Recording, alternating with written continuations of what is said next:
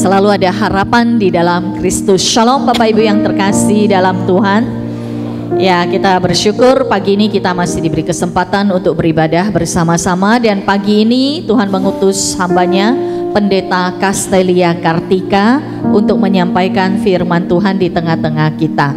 Pendeta Castelia Kartika sebenarnya lahir di Surabaya, besar di Lampung. Pada tahun 1998 melayani di Gereja Kristus Ketapang, Jakarta, dan pada tahun 2010 bergabung dalam jajaran dosen dari Sekolah Tinggi Teologi Amanat Agung Jakarta, dan pada tahun 2018 sampai saat ini menjabat sebagai Rektor Sekolah Tinggi Teologi Amanat Agung. Dan di tengah-tengah kita juga hadir dari suami Ibu Castelia, yaitu Bapak Penginjil Robi. Bisa bangkit berdiri? Ya, kita menyambut Bapak Penginjil Robi. Terima kasih, dan waktu selanjutnya kita serahkan kepada Pendeta Castelia.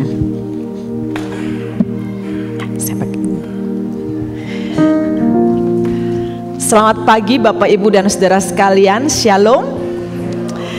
Saya senang sekali bisa melayani di GKT 3 di Malang ini, jauh dari Jakarta terbang kemari dan berjumpa dengan saudara di pagi ini untuk memberitakan firman Tuhan, mengajar dan bahkan menikmati kehadiran Tuhan bersama di dalam ibadah kita di pagi ini. Saudara, seperti tadi dikatakan bahwa saya melayani di STT Amanat Agung, sebuah seminari yang Tuhan izinkan untuk berdiri di bumi Indonesia ini dan bertempat di Jakarta, dan saya melayani sebagai dosen, sebagai ketua di STT Amanat Agung. Karena itu saya sungguh bersyukur dapat membawa salam juga dari keluarga besar STT Amanat Agung bagi saudara sekalian. Terima kasih untuk kerjasama dan dukungan yang selama ini kami terima dari GKT. GKT ini adalah sebuah sinode yang bekerja sama cukup lama dengan STT Amanat Agung. Banyak mahasiswa dikirim untuk praktek, beberapa alumni juga melayani sebagai rohaniwan di GKT, dan saya bersyukur untuk hal itu. Dan in person, secara langsung saya bisa berjumpa dengan jemaat, Ibu Gembala dan juga para majelis jemaat. Saya mengucapkan banyak terima kasih sekali untuk semua yang saudara sudah berikan sebagai dukungan kepada seminari ini. Tuhan, saudara tolong terus doakan agar dari seminari ini akan lahir hamba-hamba Tuhan yang baik, yang berkualitas sangat baik untuk bisa diutus, ditempatkan oleh Tuhan di berbagai ladang pelayanan, baik di Indonesia maupun di luar Indonesia. Saudara, hari ini kita akan bersama belajar satu tema yang sangat penting sekali tentang makna perjamuan kudus. Sebelum saya menyampaikan firman Tuhan ini, mari kita berdoa. Di hadapan Tuhan kami tunduk dan merasa rindu untuk mendengarkan suara-Mu. Kami sudah memuji Tuhan, menikmati hadirat Tuhan di dalam ibadah ini. Dan tentu kami sangat rindu Tuhan ketika benih firman Tuhan ini ditaburkan. Biarlah benih itu akan jatuh di tanah hati kami yang terbaik. Sehingga setiap perkataan, setiap firman yang ditaburkan itu sungguh dapat bertumbuh dengan subur, berbuah dengan lebat dalam kehidupan kami. Sehingga ketika kami menghidupi setiap firman itu, kehidupan kami ini sungguh menjadi berkat bagi banyak orang, dimanapun kami berada, di keluarga, di tempat pekerjaan, di pelayanan, bahkan di masyarakat. Terima kasih Tuhan, pakailah dan urapilah hamba-Mu supaya ia dapat menyampaikan kebenaran Injil dan kebenaran firman Tuhan ini dengan benar, tepat seperti yang Tuhan kehendaki. Dan kami percaya bahwa Allah Roh Kudus bekerja di tengah ruangan ini dan di dalam hati kami. Di dalam nama Tuhan Yesus Kristus kami berdoa dan mengucap syukur. Amin. Saudara, mari kita buka Alkitab kita dari 1 Korintus pasal 11 ayat 17 sampai ayat yang ke-32. 1 Korintus pasal yang ke-11 ayat 17 sampai ayat yang ke-32. Saya akan bacakan bagi Bapak Ibu Saudara sekalian, silakan saudara-saudara ikut menyimak di dalam hati.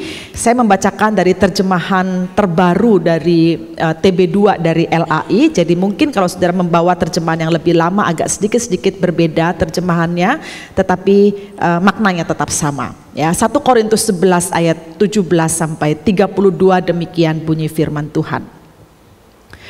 Dalam petunjuk-petunjuk berikut ini, aku tidak dapat memuji kamu, sebab pertemuan-pertemuanmu tidak mendatangkan kebaikan, tetapi mendatangkan keburukan.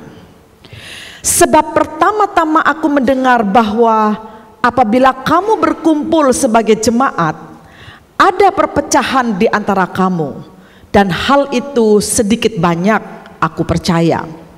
Sebab di antara kamu harus ada pihak yang berbeda-beda, supaya nyata nanti siapa di antara kamu yang tahan uji. Apabila kamu berkumpul bukan untuk makan perjamuan Tuhan. Sebab pada perjamuan itu tiap-tiap orang memakan dahulu makanannya sendiri, sehingga yang seorang lapar dan yang lain mabuk. Apakah kamu tidak mempunyai rumah sendiri untuk makan dan minum? Atau apakah kamu hendak menghina jemaat Allah dan mempermalukan orang-orang yang tidak mempunyai apa-apa? Apakah yang kukatakan kepada kamu memuji kamu? Dalam hal ini aku tidak memuji. Sebab apa yang telah kuteruskan kepadamu telah aku terima dari Tuhan, yaitu bahwa Tuhan Yesus pada malam waktu ia diserahkan, mengambil roti, dan sesudah ia mengucap syukur, ia memecah-mecahkannya dan berkata, inilah tubuhku yang diserahkan bagi kamu. Lakukanlah ini sebagai peringatan akan aku.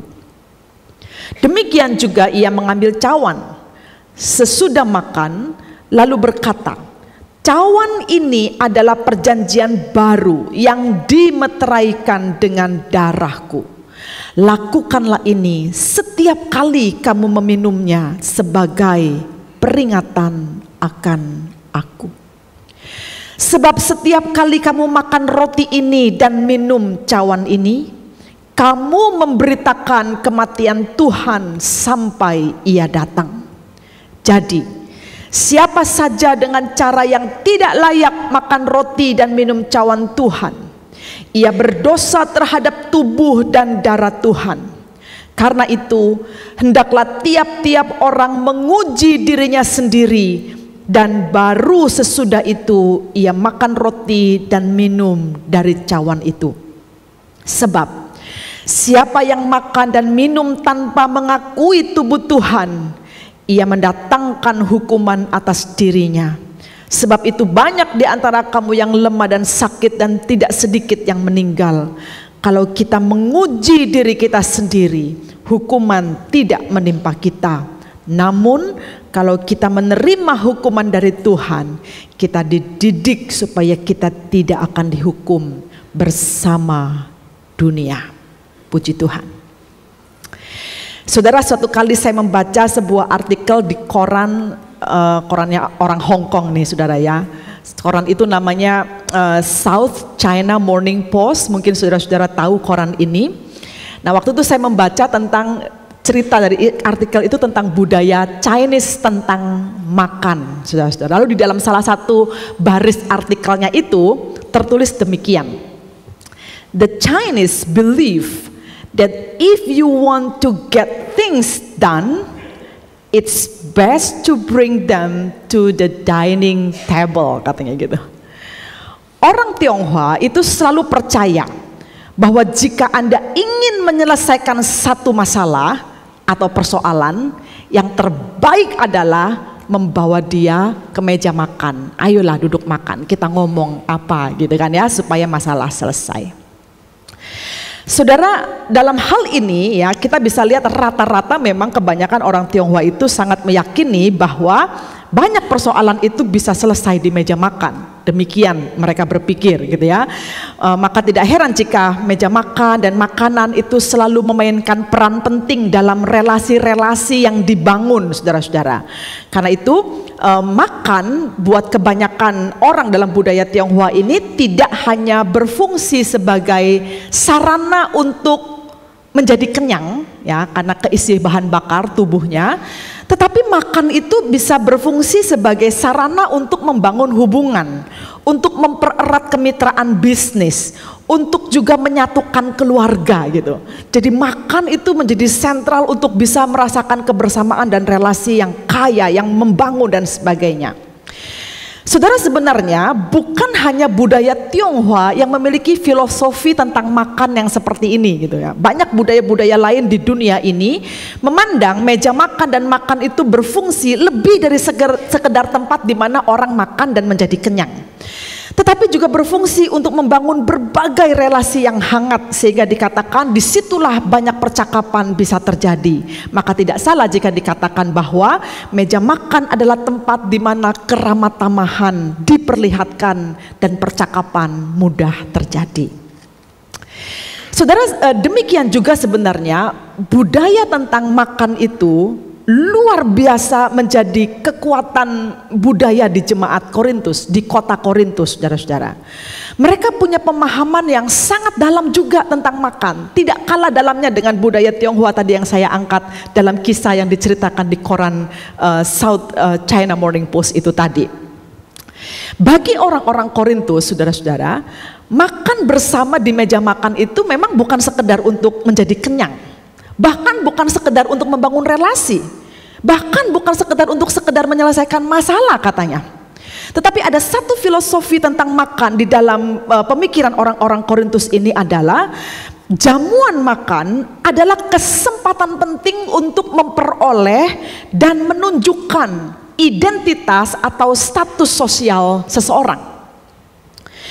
Artinya saudara-saudara, status atau identitas seseorang itu bahkan bisa diukur ketika seseorang berada di dalam jamuan makan. Tentang bagaimana dia makan, atau kalau soal dia yang menyediakan makan, maka status sosialnya itu kelihatan di level mana dia ini dalam tatanan masyarakat ketika dia mengadakan sebuah jamuan makan. Maka itu sangat penting sekali gitu, karena mereka akan menunjukkan keberhargaan dirinya pada waktu melakukan jamuan makan.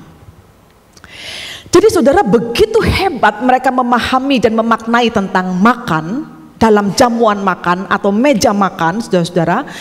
Tetapi kenyataan yang sangat menyedihkan yang dilihat oleh Paulus adalah mereka ini tidak pernah bisa menghargai perjamuan makan yang Allah sediakan bagi umatnya melalui sakramen perjamuan kudus yang dilakukan di tengah jemaat. Itu kan jamuan makan juga. Makanya pendeta selalu mengatakan, mari datang kita ke meja perjamuan Tuhan, ya kan? Saudara diundang untuk masuk dalam perjamuan Tuhan, perjamuan yang disediakan oleh Tuhan. Nah, saudara, yang Paulus lihat, mereka ini kok tidak sama gitu pengertian yang mereka pahami di dunia tentang makan, jamuan makan atau meja makan. Tetapi ketika mereka ada di tengah perkumpulan jemaat, di hadapan perjamuan Tuhan sekalipun, yang terjadi adalah mereka terus bertengkar dalam perkumpulan jemaat itu. Bahkan ketika perjamuan Tuhan diadakan, ngeri banget. Sampai Paulus itu pernah dengan sangat keras mengatakan, saudara-saudari, dalam Korintus, kalau sudah membaca Korintus 11 ayat 17 dan 20 dikatakan, aku tidak dapat memuji kamu. Saking keselnya Paulus itu, kalau saudara membaca vibe atau tulisan ini tuh bernada marah gitu di dalam hati Paulus, sangat emosional sekali ketika dia mengatakan, aku tidak dapat memuji kamu sebab pertemuan-pertemuanmu tidak mendatangkan kebaikan tetapi mendatangkan keburukan. Apabila kamu berkumpul bukan untuk makan perjamuan Tuhan dengan benar. Meskipun saudara ya, jemaat Korintus ini adalah jemaat yang kaya dengan karunia. Mereka itu luar biasa dengan karunia-karunia yang begitu hebat. Sepanjang 1-2 pasal itu Paulus bicara banyak soal jemaat yang punya karunia hebat ini. Tetapi terhadap karunia-karunia yang banyak di tengah jemaat itu, Paulus mengatakan, aku tidak dapat memuji kamu. Saudara, ini benar-benar gambaran jemaat yang buruk. Hasrat untuk pecah berpecah dan bertengkarnya itu lebih tinggi dibandingkan keinginan untuk bersatu di dalam tubuh Kristus sebagai saudara seiman. Dan yang lebih mengherankan adalah mereka punya konsep tentang makan dan jamuan makan yang begitu luar biasa, tetapi perlakuan mereka terhadap perjamuan Tuhan itu sungguh buruk. Tidak ada hormatnya, dan bahkan memperlakukan perjamuan Tuhan itu secara sembarangan dan tidak peduli sama sekali. Mau ada kek, nggak ada kek gitu, nggak ada faedahnya, nggak ada manfaatnya juga. Karena mereka merasa karunia rohani mereka itu lebih penting, kehebatan-kehebatan pribadi mereka itu lebih kuat gitu. Jadi kalau perjamuan itu ya udahlah, itu memang ritual biasa gitu. Jadi mereka tidak pusing mau bertengkar kayak di depan meja perjamuan itu, mau benci kayak dengan sesamanya, mau tidak peduli kayak dengan sesamanya, mau ada yang lapar kayak di antara mereka, mereka tidak peduli. Mau ada yang mabuk sekalipun sebagai gambaran bahwa kehidupan moral mereka tidak bagus sekalipun, mereka tidak peduli. Saudara, itulah yang membuat pada akhirnya Paulus merasa bahwa apa yang mereka pahami sebagai orang percaya dalam kesatuan jemaat itu tidak utuh gitu. Mereka tidak mengerti apa artinya diundang makan dalam perjamuan Tuhan. Betapa istimewanya hal itu apabila dilakukan untuk jemaat, mereka nggak paham. Saudara, mungkin ya kalau kita pikir-pikir, jangan-jangan apa yang terjadi di antara jemaat Korintus itu ya mirip-mirip juga dengan jemaat modern pada saat ini. Bahkan kita yang sudah lama menjadi Kristen sekalipun belum tentu memiliki pemahaman yang benar tentang perjamuan kudus, meskipun itu dilakukan berulang-ulang kali dalam hidup kita, meskipun kita memakannya berulang-ulang kali sejak kita dibaptis atau disidi. Tetapi mungkin kita tidak terlalu paham untuk apa sebenarnya perjamuan kudus itu diadakan sebagai salah satu sakramen yang wajib dilakukan oleh gereja selain baptisan. Di dalam gereja dengan landasan dasar teologi reform, saudara-saudara, itu memahami sakramen gereja itu hanya 2. Berbeda dengan misalnya gereja Katolik memahami sakramen itu 7, kita 2. 2 itu adalah sakramen baptisan dan sakramen perjamuan kudus. Saudara tahu nggak artinya sakramen? Kalau dalam bahasa Latin dari sakramen itu dari bahasa sakra. Sakra itu artinya kudus. Jadi sakramen itu adalah tanda yang nyata, yang kudus dari Tuhan, yang dinyatakan kepada orang percaya ini sebagai sarana anugerah yang dilimpahkan kepada umatnya. Itu artinya sakramen. Nah, itu adalah tanda yang nyata dari Tuhan. Tandanya apa? 1 baptisan, 1 perjamuan kudus. Berarti ini sangat penting sekali dilakukan di dalam gereja Tuhan. Tapi cobalah Anda bertanya satu kepada yang lain, ngerti gak sih kamu perjamuan kudus itu apa? Gitu. Selain saudara lihat bahwa ada satu meja di depan, biasanya kalau perjamuan kudus lalu ada cawan, ada roti, ada hosti, dan itu dibagikan oleh pendeta. Sebelumnya pendeta akan memberkati, lalu kemudian membacakan ayat-ayat firman Tuhan. Ya udah, kita taunya begitu aja gitu. Jadi pada kenyataannya akhirnya respon jemaat itu macam-macam kan gitu. Nggak semuanya sama dan nggak semuanya benar gitu. Paling tidak nih saudara ya, secara ringkas saya merangkumkan, paling nggak yang paling umum tuh ada 4 respon yang lain-lain gitu dari jemaat, karena mungkin ketidakpahamannya, jadi responnya itu bisa demikian. Misalnya, yang pertama kalau sudah lihat ya dalam respon perjamuan kudus yang dilakukan itu, perjamuan kudus itu seperti ritual saja gitu. Perjamuan kudus itu adalah ritual keagamaan atau religious ritual, religious rites gitu. Jadi ritual keagamaan yang ya membosankan juga gitu ya.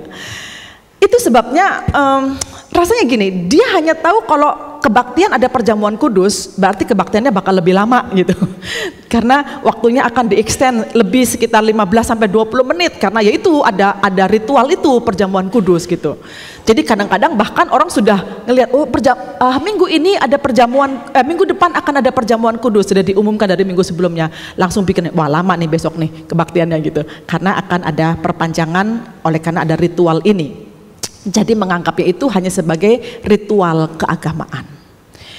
Sebagian orang lain menganggap bahwa perjamuan kudus itu hanyalah semacam tugas keagamaan, religious duty, yang sudah seharusnya dilakukan terutama bagi mereka yang sudah dibaptis.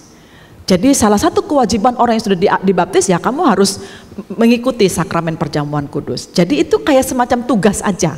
Oleh karena itu tugas untuk makan perjamuan ini, maka orang-orang ini tidak menyangkali sih bahwa perjamuan kudus itu penting, tetapi tidak memahaminya gitu. Atau memahaminya itu tidak lebih dari sekedar itu kebiasaan, habit yang memang harus dilakukan gitu, rutinitas yang dia sendiri tidak merasakan dampaknya bagi kehidupannya secara pribadi, biasa-biasa aja gitu. Nih misalnya nih saudara ya, biasanya kalau diumumkan, saudara-saudara siapkan diri minggu depan kita akan melakukan perjamuan kudus, rasanya apa? Biasa aja kan gitu, sama aja kan seperti yang pengumuman-pengumuman yang lainnya gitu. Enggak ada sesuatu yang membuat kita, wah perjamuan kudus ya gitu. Apa perjamuan kudus yang nggak tahu, pokoknya minggu depan perjamuan kudus gitu. Jadwalnya sudah demikian. Atau sebagian orang lain, saudara, menganggap bahwa perjamuan kudus dengan elemen-elemen hosti atau roti dan anggur itu dianggapnya itu seperti jimat atau religious amulet namanya gitu. Jadi seperti jimat. Artinya gini, dia memperlakukan roti dan anggur itu begitu luar biasa, kayak dikultuskan gitu, didewakan gitu, diberhalakan gitu. Jadi mereka mengambil roti dan anggur ini bahkan kalau bisa lebih banyak gitu ngambilnya. Jadi begitu selesai dia akan ambil lagi gitu ya, dia masukkan ke kantong di mana gitu, karena dia pikir nanti aku akan kasih nih kepada siapa yang lagi sakit, kepada siapa gitu ya, dikasih begitu saja gitu. Atau dia simpan sendiri, nanti kalau dia lagi pengen dia makan sendiri, dan dia ngerasa itu adalah sesuatu yang bersifat mistis banget dan itu akan membuat dia merasa lebih baik ketika dia sudah melakukannya.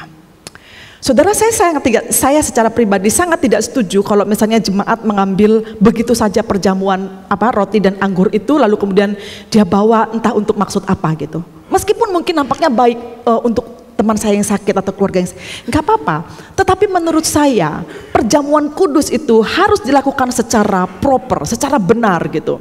Maka ada gereja-gereja tertentu dan saya harap itu juga bisa dilakukan di gereja ini jika memang dianggap baik, saudara-saudara. Jadi kalau setelah waktu perjamuan kudus, esok harinya itu jemaat itu diminta untuk mendaftarkan siapa anggota keluarga yang mau ikut perjamuan tetapi tidak bisa datang karena sakit atau karena sudah sangat tua dan sebagainya gitu. Nanti pendeta dan juga penatua atau siapa ya, bagian pelawatan atau rohaniwan yang lain datang ke rumah itu untuk melakukan perjamuan kudus di rumah-rumah. Gitu. Maka orang menyebutnya dengan perjamuan kudus rumahan, artinya memang dilakukan di rumah dan dilayankan oleh pendeta. Karena itu sakramen, itu tidak bisa sembarangan dilakukan oleh siapa saja. Pendetalah yang melakukannya agar benar-benar orang ini menerima perjamuan kudus dengan benar. Jadi perjamuan kudus atau elemen perjamuan kudus itu tidak bisa dilihat seperti jimat sebenarnya, yang kita bisa ambil dan lakukan demi untuk memenuhi keinginan tertentu pada diri kita. Tapi ada nggak jemaat yang berpikir demikian? Banyak, saudara-saudara.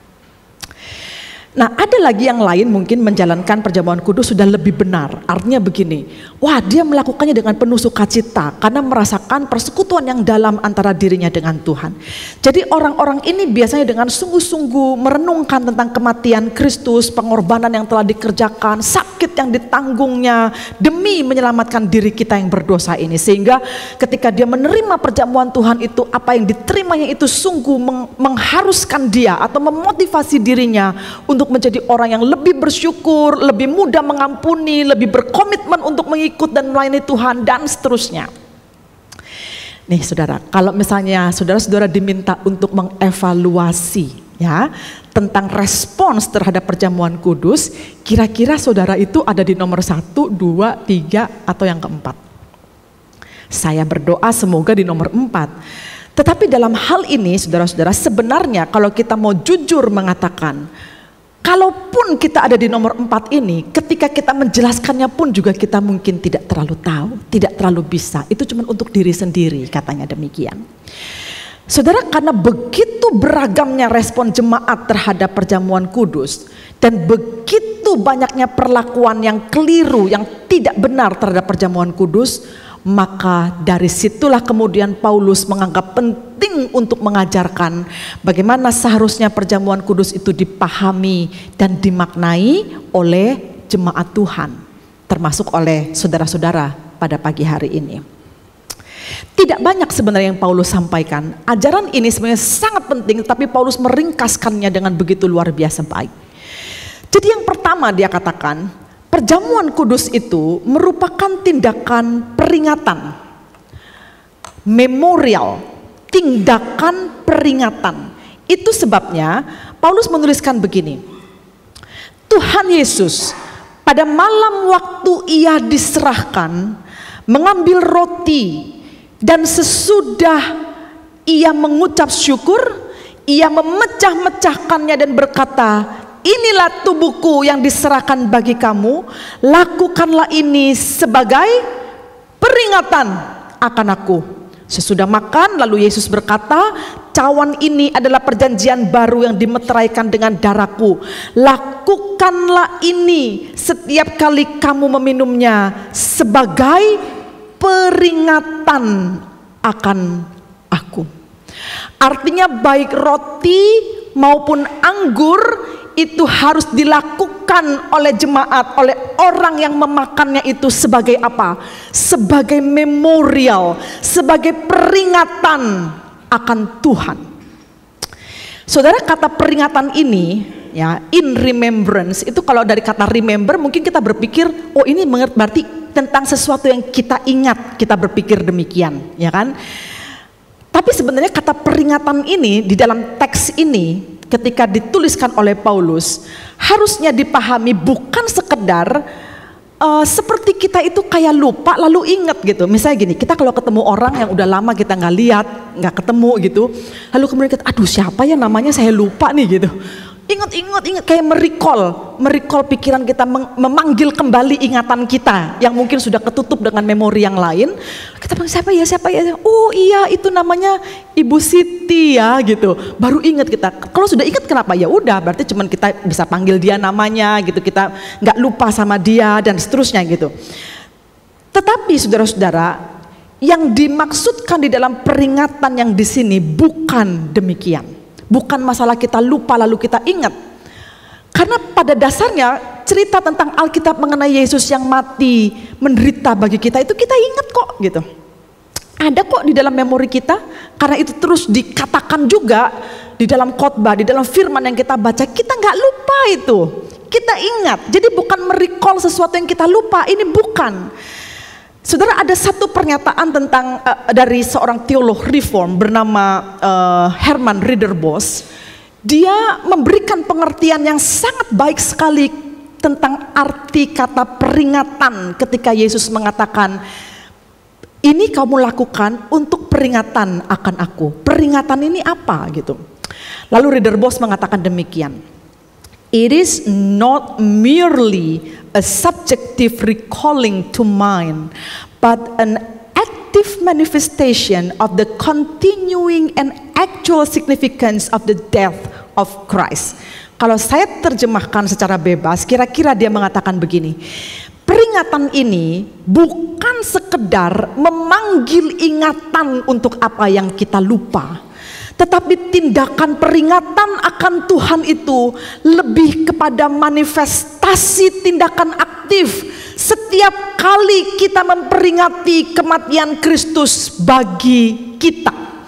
Jadi tekanan yang sangat penting dari kata peringatan ini adalah manifestasi tindakan aktif ketika kita mengingat akan Tuhan yang mati bagi kita itu.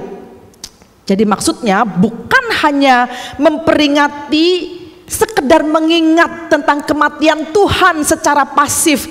Ya udah ingat Tuhan mati bagi saya, tapi kemudian nggak ngapa-ngapain gitu. Itu artinya mengingat secara pasif. Tapi yang dimaksudkan di sini adalah mengingat secara aktif.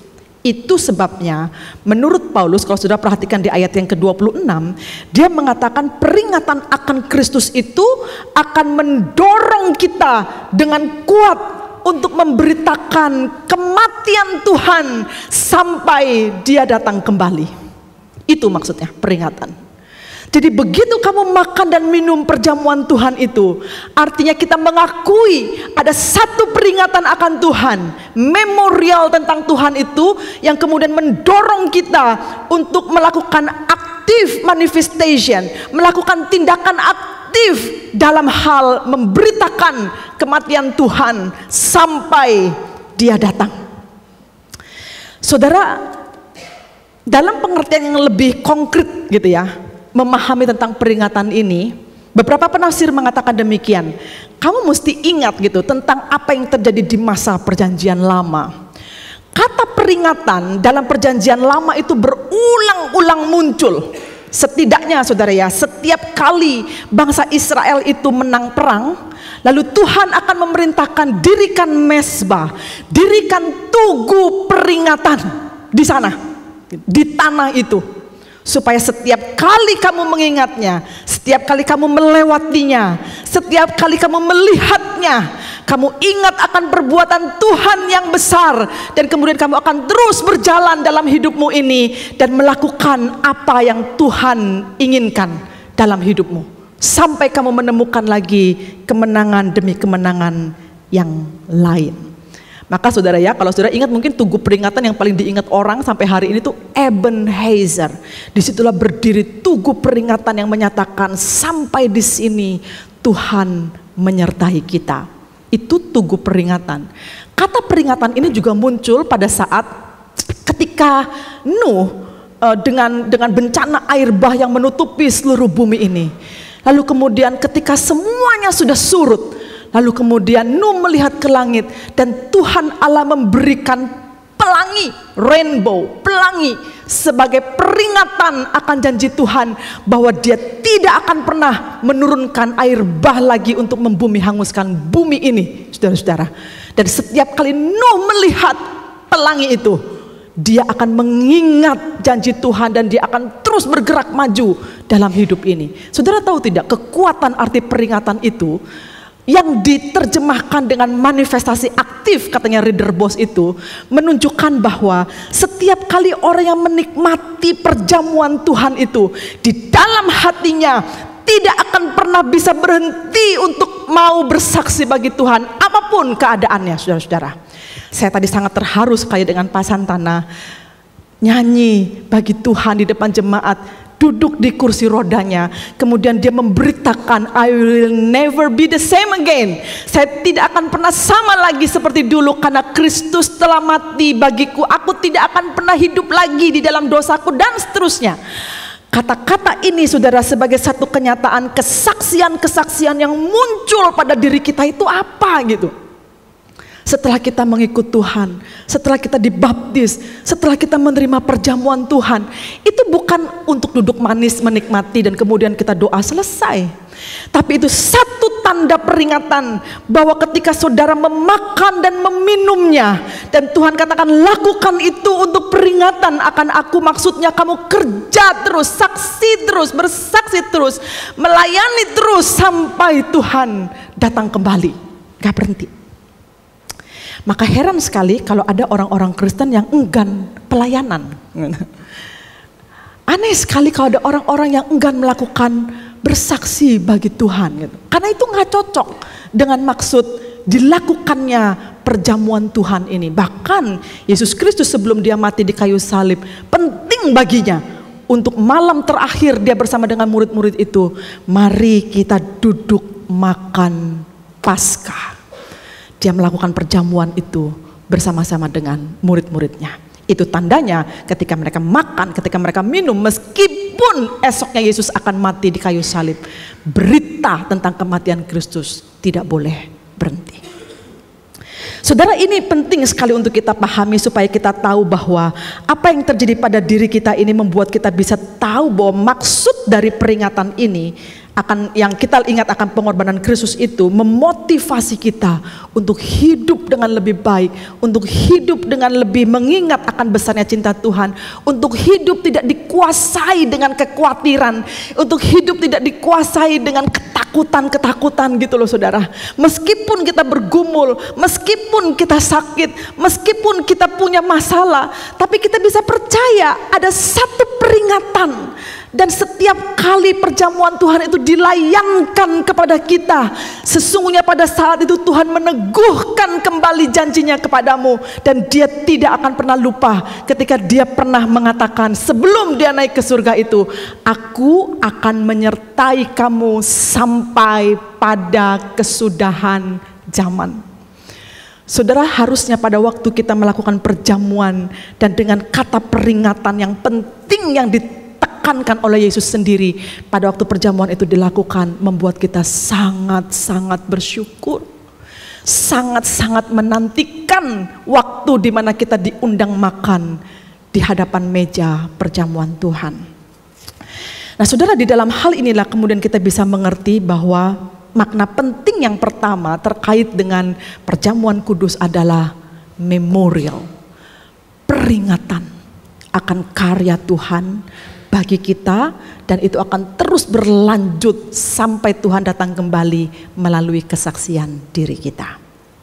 Yang kedua, saudara, perjamuan kudus adalah sarana Allah mempersekutukan dirinya dengan kita agar kita bisa menguji diri kita sendiri. Jadi ada sangat berkaitan antara persekutuan kita dengan Tuhan dan menguji diri sendiri.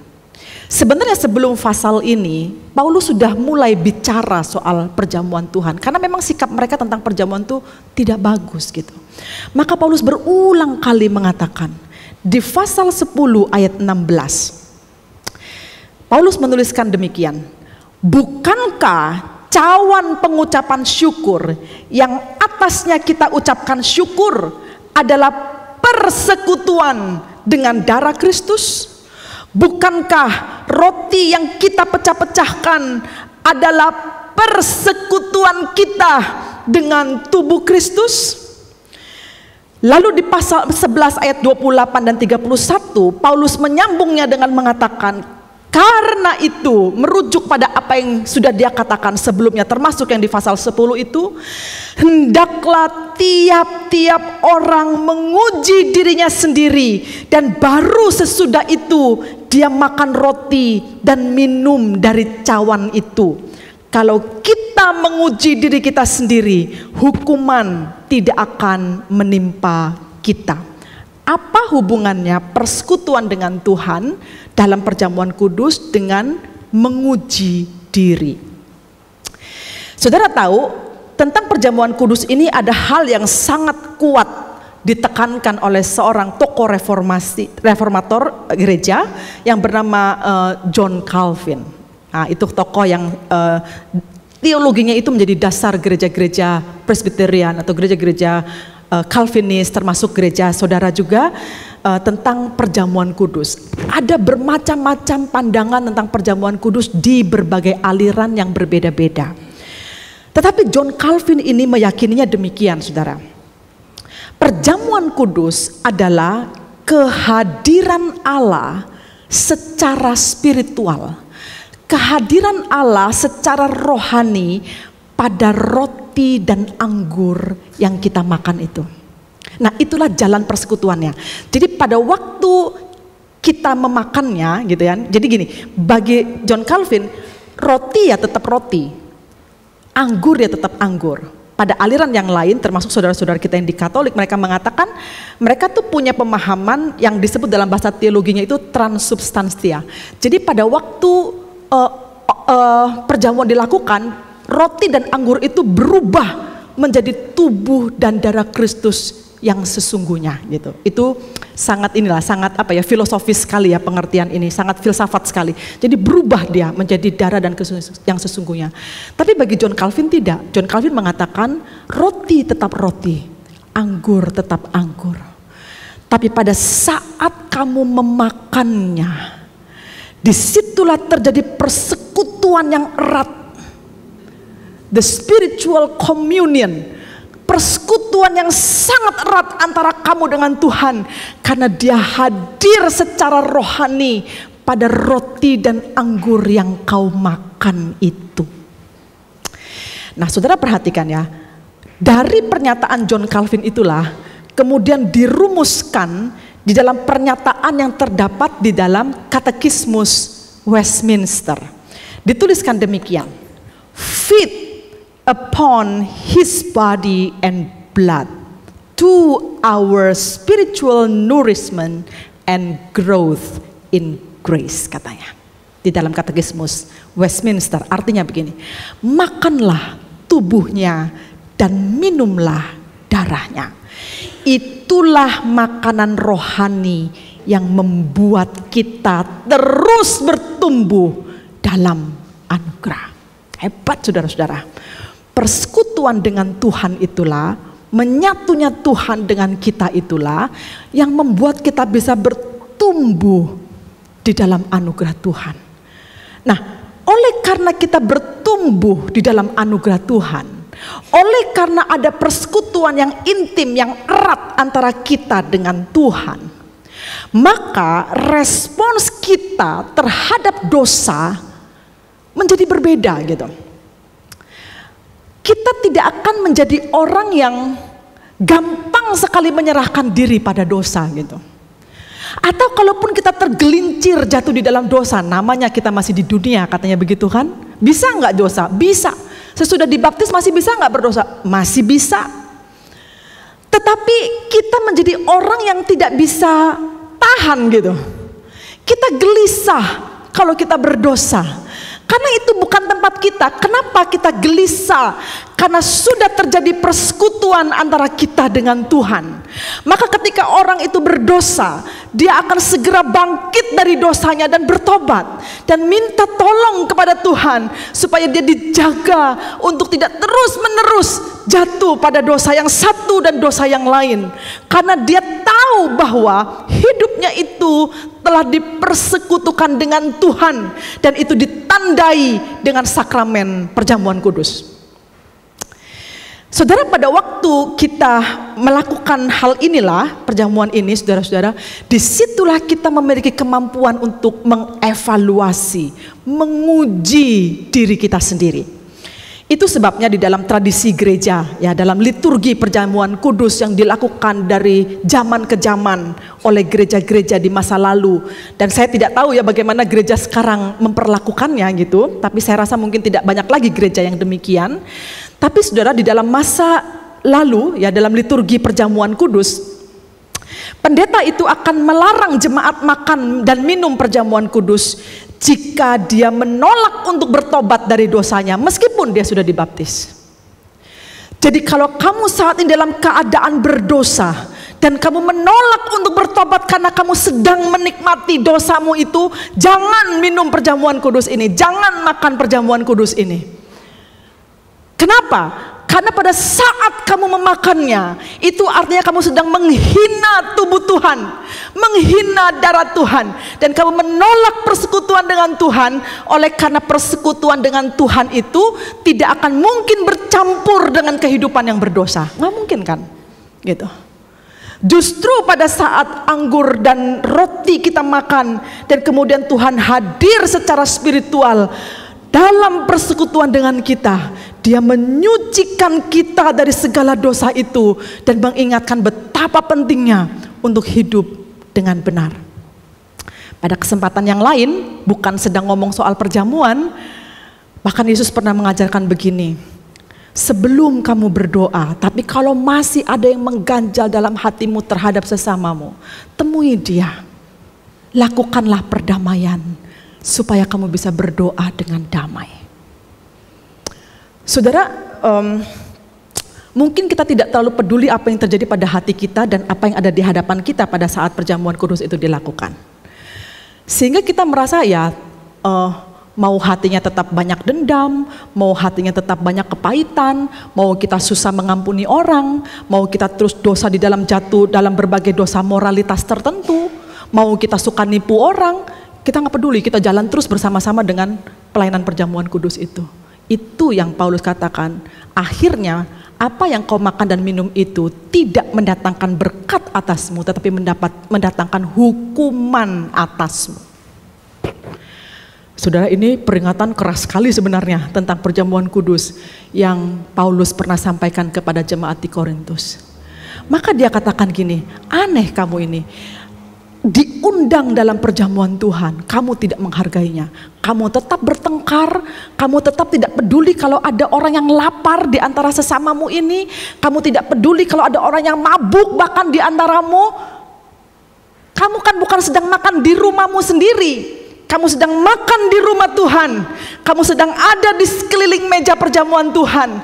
Kenapa kamu tetap cenderung bertengkar dan ingin memecah belah dirimu sendiri? Untuk itu aku tidak bisa memuji kamu, karena pertemuanmu tidak mendatangkan kebaikan tetapi keburukan. Saudara, sebenarnya peringatan tentang perjamuan kudus ini penting sekali untuk kita pahami agar kita tahu maknanya kenapa kita makan dan minum perjamuan kudus itu. Dan disitulah kita bisa mengerti rupanya pada saat kita makan perjamuan itu, Tuhan menuntut kita agar kita tetap mengingat dan memberitakan kematiannya itu sampai Dia datang. Dan Dia meminta kita untuk bertobat dari dosa kita agar persekutuan kita dengan Tuhan menghasilkan kesaksian yang bisa memenangkan banyak orang bagi Tuhan. Saudara, pada akhirnya dari khotbah ini, saya sampailah kepada kesimpulan di ujung khotbah ini untuk mengatakan kepada kita semua, melalui perjamuan kudus ini kita mengingat perbuatan Tuhan yang telah menyelamatkan kita dari dosa dan kebinasaan kekal.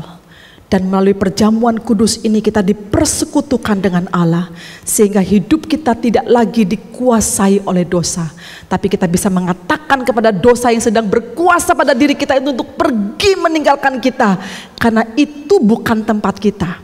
Tempat kita adalah persekutuan dengan Tuhan melalui perjamuan yang diundangkan kepada kita setiap kali diselenggarakan. Itu mengingatkan, itu peringatan saudara-saudara buat kita. Jadi dengan demikian kita dapat hidup damai dengan semua orang, terlebih dengan sesama jemaat, tanpa perselisihan, tanpa pertengkaran, apalagi untuk berpecah. Meskipun kita bisa berbeda satu dengan yang lain, tapi paling tidak dalam satu kesatuan jemaat ini, Tuhan menginginkan jemaat ini menjadi berkat oleh karena tidak bertengkar, tidak berpecah, saling mengampuni, saling mengasihi, saling melayani.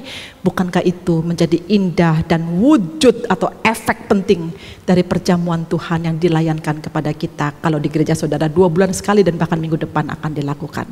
Kiranya saudara bisa mempersiapkan diri dengan baik dan sungguh-sungguh memaknai apa artinya ketika saudara makan dan minum perjamuan Tuhan itu. Amin. Mari kita berdoa. Terima kasih untuk firman-Mu Tuhan, mengajarkan kepada kami dengan begitu dalam apa artinya Tuhan meninggalkan satu peristiwa penting untuk kami lakukan setiap waktu sebagai gereja Tuhan, yaitu perjamuan kudus. Dengan pemahaman yang berasal dari firman-Mu inilah kami akan belajar untuk menghidupinya, untuk merasakan apa artinya mengingat dalam satu peringatan akan Tuhan, dan juga mengevaluasi diri, menguji hati kami dalam persekutuan kami dengan Tuhan. Terima kasih Bapa di surga, dalam nama Tuhan Yesus Kristus kami berdoa. Amin.